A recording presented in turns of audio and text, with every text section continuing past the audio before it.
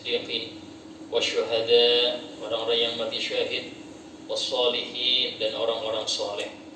Fahasuna ulaika rafiqa, maka merekalah teman-teman yang terbaik dunia dan akhirat.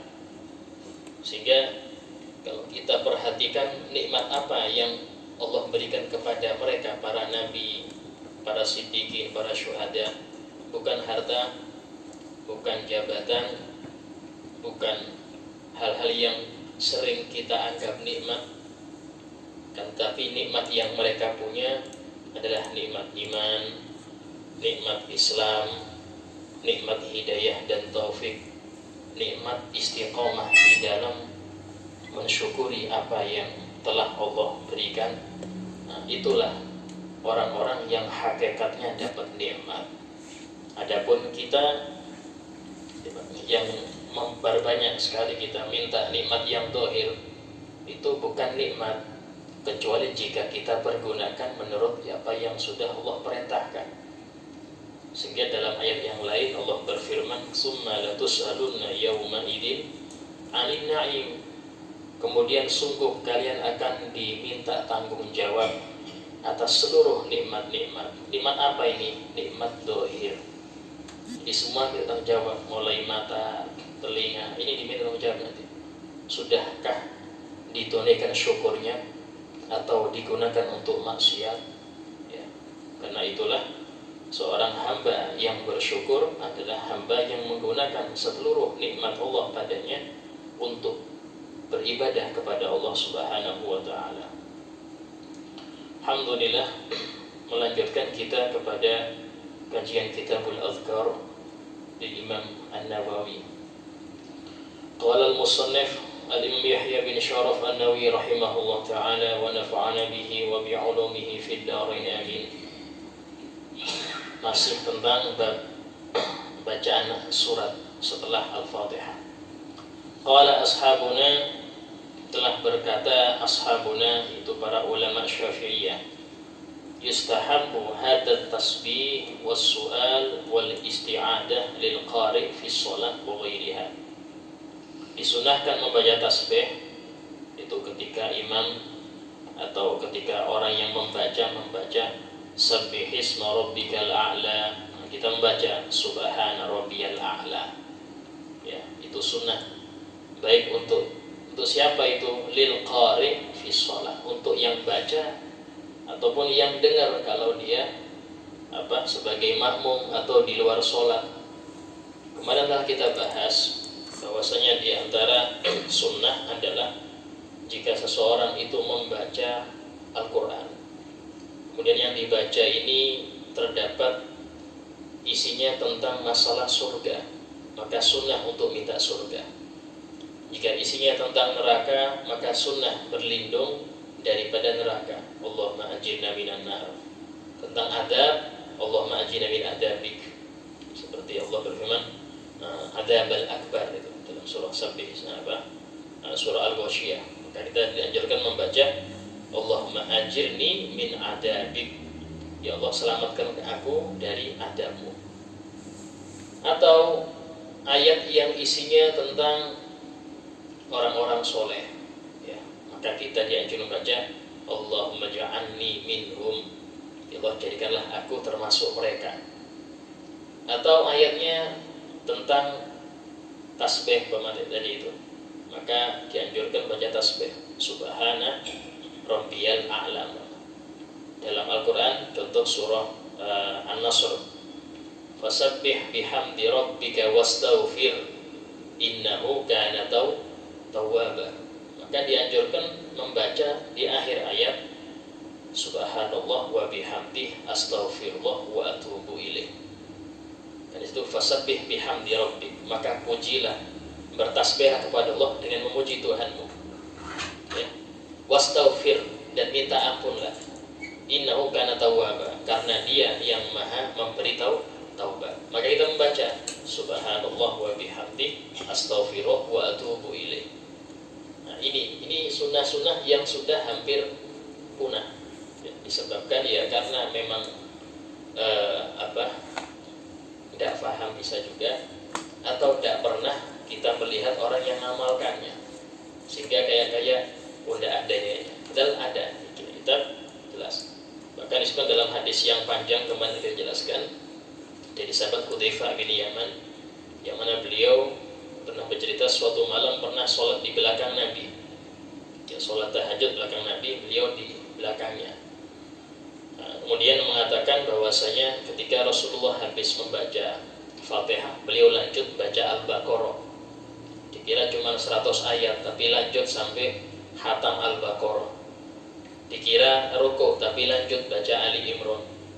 Ya. Dikira lah mau rukuk, tapi lanjut sampai baca An-Nisa. Dan beliau menceritakan bahwasanya Nabi ketika membaca itu qiraah mutarassilan, itu pelan-pelan, tidak terlalu ngebut, satu ayat selesai, satu ayat selesai, seperti itu. Dan jika melewati ayat yang ada tasbihnya, beliau bertasbih. Jika melewati ayat yang ada penyebutan tentang rahmat, beliau minta rahmat. Dan jika melewati ayat yang isu tentang adab, maka beliau berlindung daripada adab tersebut. Nah, ini adalah asal atau dasar dalil daripada kesunahan amalan tersebut. Nah, di dalam mengomentari hadis ini, Imam Nawawi mengatakan telah berkata para ulama Syafi'iyah disunnahkan bertasbih tersebut atau meminta rahmat tersebut ketika membaca atau meminta perlindungan untuk siapa? Lil qari' fi shalah wa ghairiha, untuk orang yang baca di dalam sholat atau di luar sholat, baik itu dia sebagai makmum atau sebagai imam.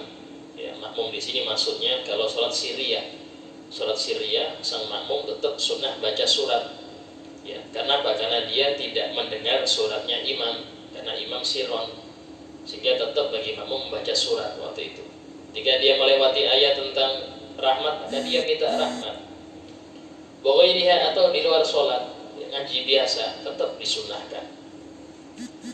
Walil imam wal makmum wal munfarid, bahkan disunahkan untuk imam, makmum, dan orang yang sholat sendirian ketika dia membaca surat setelah Fatihah. Li'annahu du'ahun, karena itu masuk doa, dan seluruh sholat itu doa. Dalam hadis, dalam definisi sholat, as-sholat lughatan ad-doa. Sholat secara bahasa itu doa. Ya, sholat secara bahasa itu doa. Fastawau fihi, maka mereka semua sama, mulai dari imam, makmum, yang sendirian sholatnya itu sama, seperti membaca amin. Ya, amin itu juga ajun doa. Maka ketika minta tolong, minta rahmat, minta perlindungan, itu juga doa juga. Nah, kemudian beliau menjelaskan contoh-contohnya, contoh-contoh yang dianjurkan kita membaca ketika lewat ayat tersebut.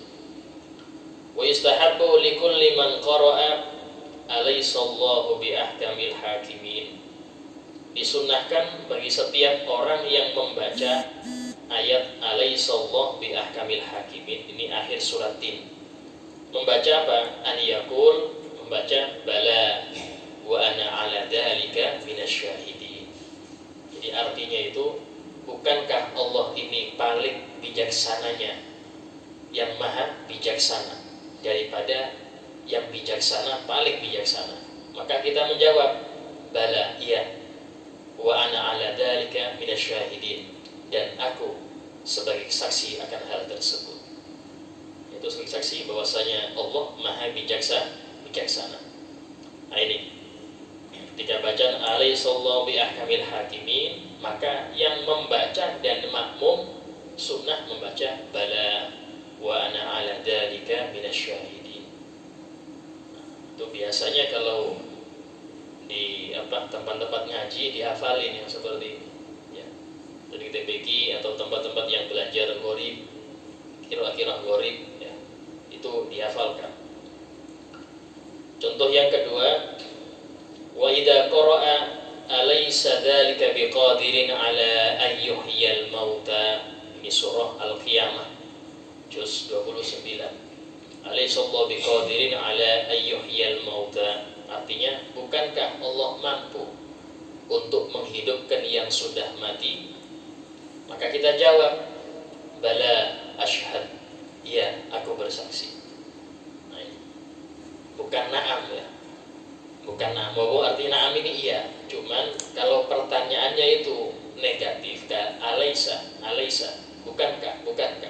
Itu kalau na'am berarti enggak. Enggak. Kalau jawabnya na'am berarti enggak. Contoh dia bilang, alasta ustad, apakah engkau, bukankah engkau seorang guru? Maka dia jawab na'am, berarti dia bukan guru, dia murid. Tapi kalau dia bilang bala, berarti memang dia seorang guru. Nah ini penggunaan bahasa Arab. Kalau jawab na'am berarti enggak gitu. Nah.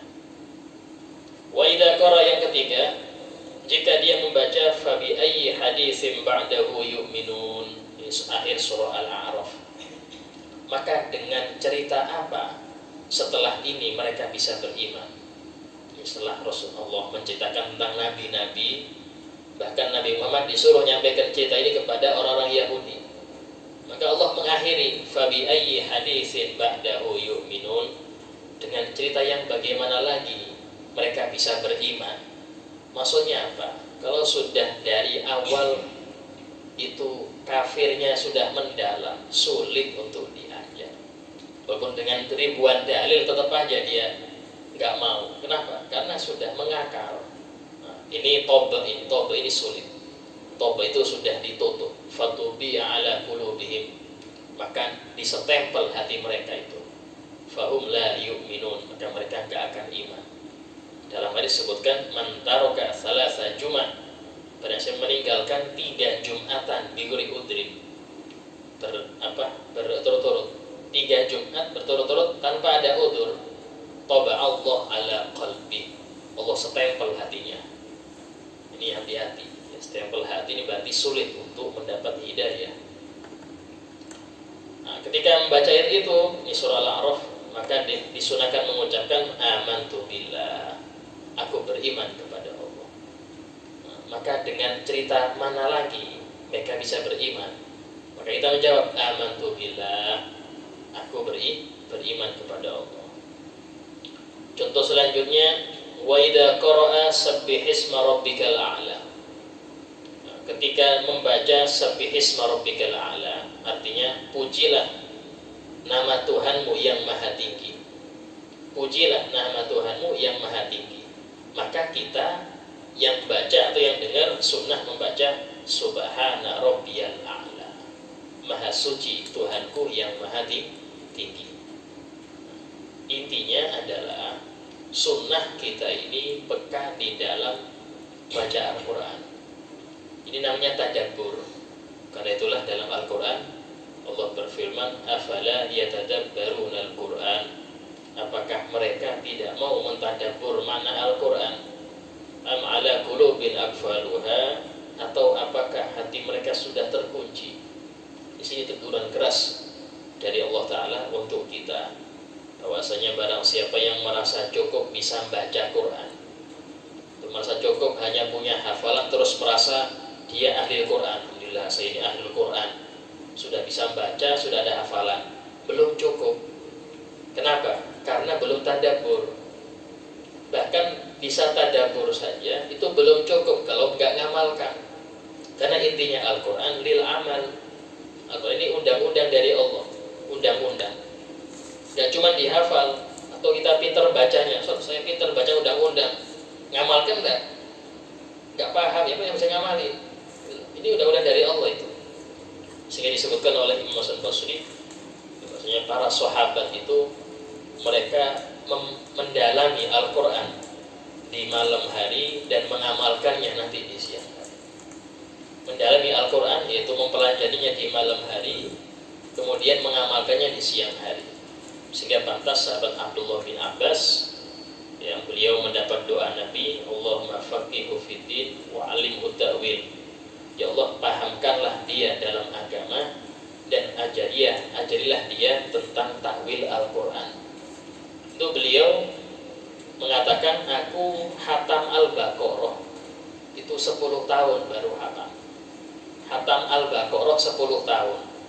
Mungkin kita 3 hari hatam, karena nggak sampai 3 juz itu ya. Ini beliau 10 tahun, kok bisa? Bukan cuma baca, beliau tidak melewati ayat kecuali paham maknanya dan ngamalkan, baru pindah ke ayat kedua, terus seperti itu. Kenapa? Karena memang Nabi sudah berfirman, likulli ayatin dhahran wa batnan wa haddan wa matla'a. Setiap ayat dari Al-Qur'an ada dhahran, ada ilmu yang dhahir. Kayak fikih, ya tauhid, itu dhahir, ilmu kulit. Orang kafir pun bisa belajar fikih. Oh, jangankan orang orang yang bejat, yang kafir pun bisa. Belajar tafsir banyak, orang kafir banyak hafal tafsir. Kita yang muslim megang kita tidak ada pernah. Megang tafsir tidak pernah itu. Orang kafir banyak yang hafal. Tapi mereka istilahnya niat untuk mencari kekurangan, ya, kekurangan Al-Qur'an di mana, kesalahannya di mana. Dohron ini ilmu dohir, wabat dan ilmu batin. Batin ini didapat oleh orang-orang yang ngamalkan sesuai dengan firman Allah, wattaqullah wa yu'allimukumullah. Bertakwalah kepada Allah, maka Allah akan mengajari kalian. Ini enggak ketulis di buku, tidak pernah. Tapi ini ilmu didapat langsung dari Allah sebagai hadiah dari orang yang ngamalkan ilmunya. Dan macam-macam istilah ilmu ini macam-macam. Ada yang mengatakan ilmu laduni, boleh. Ada yang bilang ini ma'rifah, boleh. Silahkan. Ada yang mengatakan ini ilmu hakikah, boleh. Karena masing-masing punya nama masing-masing. Tapi syekh wahid, ini satu aja ini. Itu apa? Ilmu khusus dari Allah.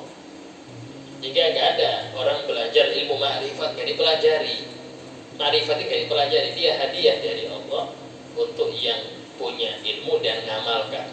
Sesuai dengan sabda Rasul, man amila bima alim, allamahullah ma lam ya'lam. Barang siapa yang mengamalkan apa yang dia ketahui, maka Allah akan mengajari dia yang nggak pernah dia ketahui. Nah ini yang soal ilmu al-ladunni.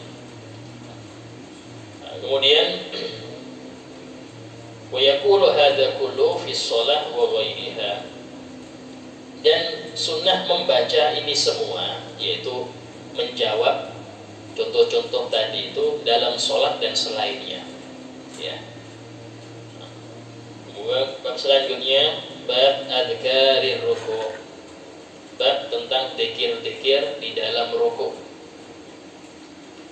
Selesai sudah pembahasan masalah Al-Fatihah, kemudian surat, kemudian amin dan lain sebagainya. Maka sekarang masuk kepada pembahasan ruku'. Ruku' ini termasuk daripada rukun yang paling penting dalam sholat. Bahkan di dalam Al-Quran Allah menyebutkan sholat dengan kalimat ruku'.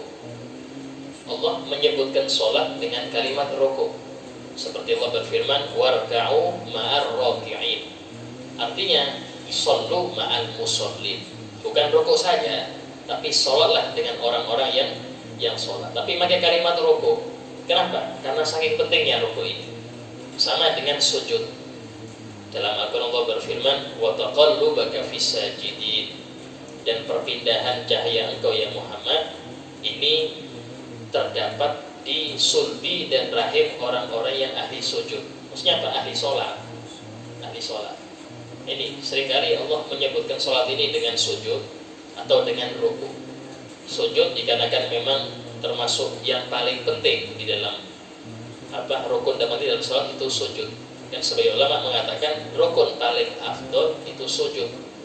Kenapa? Karena sesuai dengan sabda Rasulullah SAW, aqrabu ma yakunul abdu min rabbih wa huwa sajid. Paling dekatnya keadaan hamba kepada Allah ketika dia sujud. Paling dekatnya keadaan hamba kepada Allah ketika dia sujud. Dari sini Rasulullah menjelaskan kedekatan kita dengan Allah ini bukan dengan jarak. Tapi apa? Tapi dengan suatu keadaan semakin tawadhu, semakin dekat.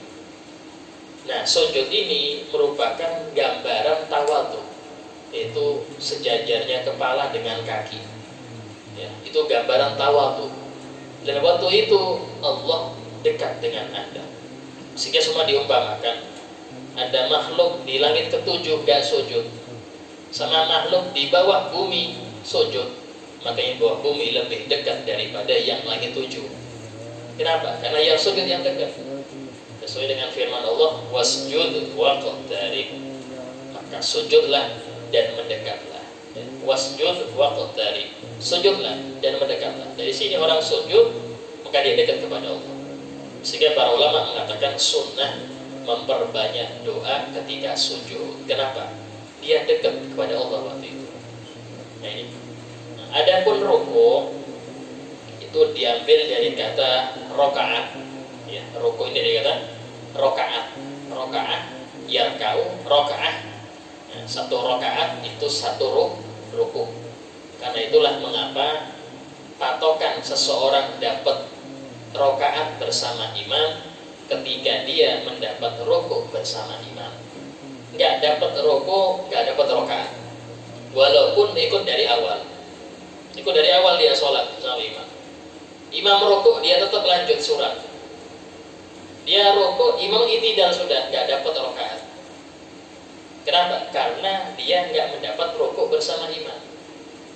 Kebalikannya ada orang, ya, dia nggak ikut, tapi pas imam ruku dia baru datang sampai Allahu Akbar, langsung ruku dia. Habis itu tumanina, ruku. Dapat ruku bersama imam dan tumanina, dapat satu rakaat. Walaupun nggak baca Fatihah, nggak baca surat, ya, tapi dapat ruku bersama imam, dapat satu rakaat. Sehingga ada orang yang dia ikut imam dari awal, tapi habis salam imam dia wajib nambah 4 rakaat. Kenapa? Karena setiap rakaat nggak dapat rukuk bersama imam. Nah, ini contoh mungkin orang yang tua ya, mau rukuk lama, imamnya cepat, ini ketinggalan terus. Dari sinilah mengapa para ulama mengatakan Nabi itu beliau mensunnahkan setiap imam itu melihat shaf. Itu bukan cuma ngerapikan shaf, tapi dilihat ada nggak yang tua, ada nggak yang sakit, dilihat. Karena itu yang jadikan patokan. Oh, ini ada orang sepuh umur 90 tahun Bapak ikut. Kalau gerak itu lama dia encok kan sini. Makanya seperti ini, imam jangan cepet-cepet rukuknya, lamakan. Sekiranya oh ini kayaknya sudah rukuk yang tua ini, baru dia. Jadi yang jadi patokan bukan yang kebanyakan, tapi yang paling lemah mana. Yang paling lemah di antara makmum siapa? Itu yang jadikan patokan. Ya, ini di antara adab imam seperti itu. Cuman memang adab imam ini banyak ya. Nah, sehingga kalau kita tidak bisa semuanya, ya yang penting apa yang kita tahu kerjakan. Ya, karena memang sangat banyak. Sehingga ada kitab judulnya Wablul Ghaman fi Masailil Mahmum wal Imam. Segini besarnya. Karena Habib Abu Bakar Al-Ahdad. Itu tentang urusan berjamaah saja segini. Ya. Kita membaca setahun belum separuh. Setahun belum separuh. Akhirnya selesai, gak sempat hatam. Sangat detail penjelasannya. Nah, dikatakan qad tadahharatil akhbarus shahihah an Rasulillah sallallahu alaihi wasallam annahu kana yukabbir liruku' wa huwa sunnah. Dan telah banyak hadis-hadis yang sahih dari Rasulullah bahwasanya beliau bertakbir untuk ruku' wa huwa sunnah, dan itu hukumnya sunnah. Yang sunnah bukan rukuknya, takbirnya. Takbir untuk rukuk itu sudah sering Rasul kerjakan, dan itu hukumnya sunnah. Walau tarakahu kana makruhan karahat tanzih. Seumpama orang sholat ini tidak bertakbir, langsung rukuk dia, maka hukumnya makruh. Tapi makruhnya nggak sampai haram, makruh tanzih. Tapi namanya makruh, itu artinya makruh ini nggak disukai, Allah nggak suka. Ya. Itulah sebagian manaqib para wali seperti Imam Ibn Ujair. Imam Ibn Ujair ini seumur hidupnya tidak pernah terlintas di pikirannya pengen makruh, nggak pernah. Apalagi mengerjakan, pengen makruh nggak pernah. Apalagi yang haram. Ya. Jadi sila contoh ngambil tangan kiri, tidak pernah. Atau hal-hal minum berdiri, tidak pernah. Masuk masjid kaki kiri, tidak pernah. Kenapa? Karena ngerti itu makruh. Jadi makruh seumur tidak pernah, apalagi yang haram. Ya jelas yang seperti ini Beliau masih istilahnya belum tua sudah wali, ya, karena tidak pernah yang makruh. Nah, itu ada, itu ada. Wala tabtul sholatu, dan gak batal sholatnya kalau dia gak takbir, gak batal. Wala yasjud lisahwi, dan gak perlu sujud sahwi. Kenapa? Karena sunnah hayat bukan abad. Ya, sunnah hayat jika ditinggalkan gak perlu sujud sahwi. Wa kadzalika jami'ut takbirat allati fi shalah. Demikian juga seluruh takbir yang terdapat di dalam sholat hukumnya seperti itu. Hukumnya sunnah, kalau tinggalkan makruh. Takbir mau rukuk, takbir mau sujud, takbir berdiri dari sujud, takbir mau duduk antara dua sujud, itu semua hukumnya sunnah. Illa takbiratul ihram, kecuali takbiratul ihram, takbir pertama. Nah, ini hukumnya wajib. Yang lainnya hukumnya sunnah. Kenapa? Karena takbir ihram ruknun, suatu rukun. Sehingga telah kita bahas yang lalu, rukun yang berupa ucapan ini harus keluar suara dari mulut kita. Gak cukup hanya qomat kamit tapi gak ada suara.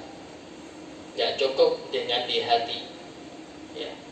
Minimal telinga sendiri dengar dalam keadaan telinga normal dan tidak ada suara lain. Kalau seperti ini ada suara hujan, suara kipas, ya sudah, tidak perlu teriak, ya, cukup minimal biasanya segini volumenya sudah itu pakai, ya. La tan'aqidu shalah illa biha, yang tidak sah salat kecuali dengan rukun takbiratul ihram tadi. Qad qaddamna 'adda takbir shalah fi awali abwabid dukhul fi shalah, dan sudah kita bahas bahwasanya seluruh takbir-takbir salat itu di awal bab ketika masuk dalam bab salat sudah kita bahas oleh beliau. Ini mazhab Syafi'i. Wa 'anil Imam Ahmad, dan menurut pendapat Imam Ahmad bin Hanbal, beliau itu muridnya Imam Syafi'i, termasuk diberi gelar muhyi sunnah, penghidup sunnah. Bahkan pernah suatu kali dalam satu majelis itu ada undangan, ya, beliau hadir, Imam Ahmad bin Hanbal hadir sama Imam Ibn Arabi. Ibn Arabi ini ahli hakikoh, orang yang ahli hakikoh. Bahkan kitab-kitabnya itu para ulama dohir mengatakan ini nggak boleh dibaca. Kenapa? Karena memang kalau yang nggak paham istilah bisa sesat. Kita beliau itu sama Abdul Haddad, kalau belum waktunya nggak boleh baca, kecuali orang-orang yang memang khusus sudah nyampe makomnya nggak apa-apa. Imam Ibn Arabi pernah satu majelis berkumpul di Imam Ibn Arabi sama Imam Ibn Hanbal. Keduanya ini duduk, nggak ada yang bicara, diam dua-duanya. Selesai acara, ya, bubar. Nah, kemudian ada seorang muridnya Ibn Arabi bilang kepada gurunya, wahai guru, menurut Anda bagaimana Imam Ahmad ini? Kata beliau, oh beliau ini dari ujung rambut sampai ujung kaki sunnah semua. Maksudnya apa? Semua sunnah dari ujung rambut ujung kaki itu ngamalkan sunnah semua itu beliau. Jadi dikasyaf dong, ya. Akhirnya yang murid Ahmad juga gitu, tanya kepada gurunya, ya Imam Ahmad, ya Pak, menurut antum Imam Ibn Arabi itu? Dan beliau itu lautan hakikoh. Beliau itu lautan hakikoh. Ini mereka ini nggak perlu ngomong tapi sudah bisa lihat apa makom masing-masing. Imam Ibn Hanbal ini, beliau itu pernah mengatakan, aku ini paling senang buah semangka, tapi aku tidak mau makan semangka itu. Loh kenapa? Padahal Rasulullah pernah makan semangka. Kata muridnya, iya, cuman aku tidak tahu kayak apa cara Nabi makannya. Apa dicuil, apa langsung gigit, gak tahuan. Takutnya lahi sunnah gak mau makan semangka. Ini mereka, ya, sehingga wajar dari ujung rambut, ujung kaki itu semuanya sunnah, semuanya ngamalkan sunnah. Bahkan ketika beliau itu dikejar pemerintah gara-gara disuruh mengatakan Al-Quran itu makhluk. Jadi waktu itu di masa itu pemerintah dikuasai paham Mu'tazilah. Mu'tazilah ini mereka mengatakan Al-Quran itu makhluk Allah. Padahal menurut kita ulama ahlu sunnah Al-Quran kalamullah. Dan kalam qadim. Kalamullah termasuk sifat Allah, semuanya qadim, bukan makhluk, bukan hadis. Tapi raja ini karena sudah kemasukan paham itu di kerajaan, sehingga mewajibkan seluruh ulama mengatakan itu. Imam Ahmad bin Hambal lari, dikejar, mau dipaksa. Hanya beliau kabur sembunyi ke gua. Itu cuma 3 hari keluar ya ditangkap. Ini kata ulirnya, ya Syekh, kenapa anda kok keluar? Iya, karena Nabi sembunyi di gua cuma 3 hari. Aku tidak mau lebih, nyalahi sunnah. Kayak apa ya? Sehingga beliau itu di penjara selama 28 bulan. Dipecuti, kepalanya dipecuti, sampai kulitnya itu hampir ngelupas. Tiap hari untuk mengatakan Al-Quran makhluk, beliau tidak mau. Nah, sebagian ulama itu pakai siasat. Imam Syafi'i ketika kan sesama, Imam Syafi'i ini gurunya Imam Ahmad bin Hanbal. Dia ditanyai oleh raja, ayo Muhammad bin Idris, nama beliau, ya apa menurut engkau tentang Al-Quran? Kata beliau, langit, ya, bumi, Al-Quran, 3 ini makhluk. Oh iya betul. Betul, beliau 3 ini jari, 3 ini makhluk. Beliau enggak salah. 3 ini makhluk, Pak. Kata, oh ya sudah, kau bebas. Ini istilahnya siasat, biar selamat itu. Nah, kalau di penjara semua ulama yang ngajar nggak ada. Itu salah satu. Imam Ahmad tegas beliau. Istilahnya di antara yang agak keras beliau. Beliau ditanya, kata Pak gurunya, ya Ahmad, niruan aja, aman. Istilahnya, karena engkau ini sangat dipentingkan di masyarakat. Kata beliau, ya memang harus ada yang seperti Anda, wahai guruku. Tapi ya juga harus ada yang seperti saya. Kalau semuanya siasat, masyarakat kayak apa nantinya? Harus ada yang dikorbankan. Sehingga beliau berkorban di penjara, nggak apa-apa. Itu 28 bulan di penjara. Sehingga waktu beliau akhirnya raja terakhir, kalau maksud itu 2 periode raja waktu itu. Hanya ketika sudah dilihat ini gigih betul, hanya diperiksa, oh ini salah memang, akidah ini salah. Akhirnya raja yang terakhir ini minta maaf, tapi karena sudah saking sakitnya, beliau nggak lama wafat. Itu wafat itu Islam di hari wafatnya itu 16.000 Yahudi masuk Islam. Lihat ini loh yang betul-betul ulama ini, 16.000 orang Yahudi masuk Islam. Lihat bagaimana gigihnya beliau itu. Ya, karena memang dari dulu itu istilahnya ulama ini ya tegas. Yang dolim bilang dolim. Tidak ada mereka itu misalnya ya disembunyikan, tidak ada. Dolim. Nah, resikonya ya nanti dibilang macam-macam. Tapi sejarah kan membuktikan. Mungkin di masa itu kita tidak berani bilang oh ini benar, tidak berani. Nah, sekarang baru berani, oh ini benar. Ya, karena memang setiap yang dolim harus ada yang mengatakan fulan dolim, harus ada. Kalau nggak gitu keberkahan diangkat dari bumi. Keberkahan akan diangkat dari bumi. Kalau ada orang dolim, kita takut bilang dolim. Ya. Nah itu diantara Imam bin Hanbal. Dari Imam bin Hanbal riwayatkan suatu riwayat, anna jami'a takbirat wajibah. Kata beliau, semua takbir dalam sholat hukumnya wajib. Nah, ini jadi madzhab Imam Ahmad bin Hanbal, hukumnya wajib. Sehingga kalau nggak takbir, nggak sah sholatnya. Wa hal yustahabbu maddu takbir.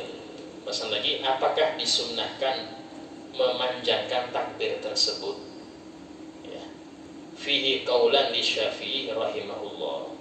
Dalam hal ini ada 2 pendapat menurut Imam Syafi'i. As-sahuma yang paling sahih, wa huwal jadid, yaitu pendapat yang jadid, pendapat beliau ketika di Mesir. Yustahabbu maddu, disunnahkan memanjangkannya, ila an yasila ila haddir raki'in, sampai ke batas ruku. Allahu Akbar, sampai batas ruku. Itu sunnah. Dan ada orang Allahu Akbar, ada. Nah itu ya dapat sunnah takbir, sunnah panjang nggak dapat. Nah, karena setiap sunnah itu ada sunnah cabangnya. Setiap kesunahan dalamnya ada sunnah-sunnah yang lain. Di antara ini takbir sunnah, tapi dalam takbir itu ada sunnah lain. Apa itu? Memanjangkan sampai posisi rukuk yang sempurna.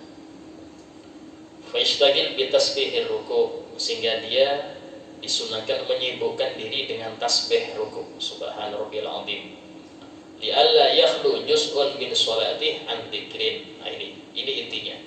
Agar tidak sampai kosong satu bagian pun dari sholatnya daripada zikir. Jangan sampai kosong. Nah, itulah kita sering sampaikan. Orang sholat tidak boleh nganggur. Kalau nggak baca, dia dengar. Kalau nggak dengar, harus baca. Itu nggak boleh nganggur. Harus setiap waktu itu.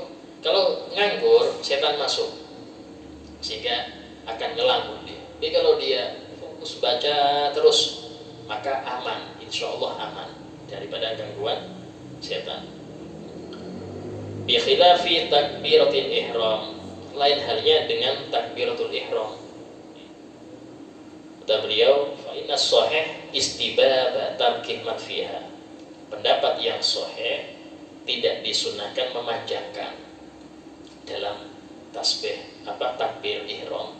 Allahu Akbar itu yang sahih dari manjangkan. Nah, cuman kita sering manjangkan karena memang nggak terbiasa menghadirkan niat di hati. Niat itu nggak perlu urut.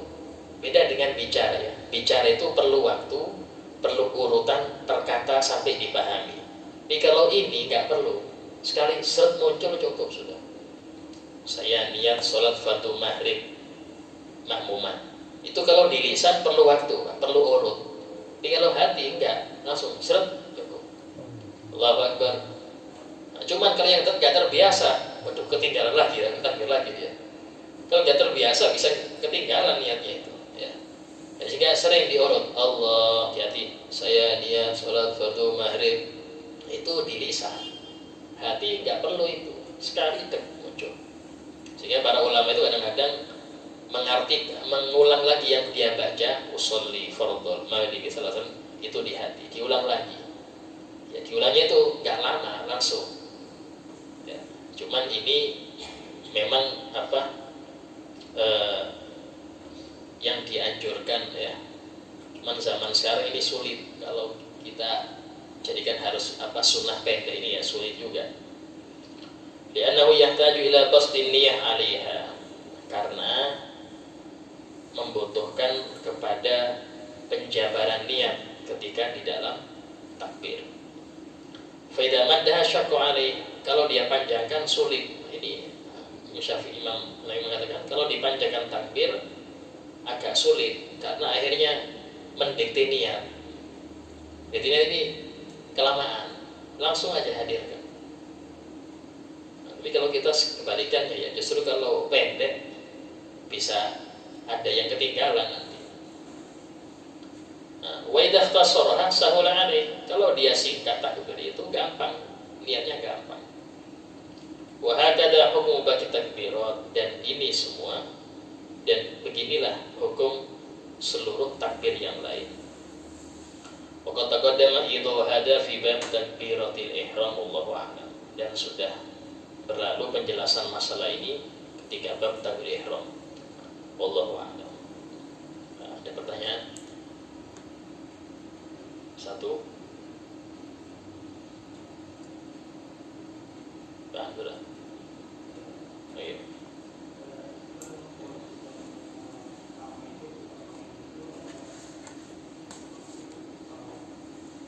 Baca apa itu? Amin. Mana? Ya, kalau pasiron ya, itu kita langsung, makmum itu langsung habis baca iftitah, kemudian Al-Fatihah, langsung surat. Nah, surat ini terserah dia, mau 2 kali, mau 3 kali, yang penting jangan sampai nganggur. Kadang ada orang baca Al-Ikhlas selesai, nggak baca lagi, dia nunggu imam rukuk, rugi. Kenapa? Karena waktu dia kosong isi. Walaupun pertengahan surat imam rukuk sudah putus suratnya, nggak usah dilanjutkan. Kenapa? Karena sunnah kok. Dan per huruf itu bukan 10, 100. Dalam sholat Ya, baca Quran per huruf itu 100 bukan 10. 10 itu kepiye gak wudu. Di dalam sholat gak punya wudu itu 10. Dalam sholat 100. Sehingga eman kalau gak baca. Insya Allah kita bahas pembahasan rukuk yang lanjutannya pada yang akan datang. Fadilah Habib Ashraf.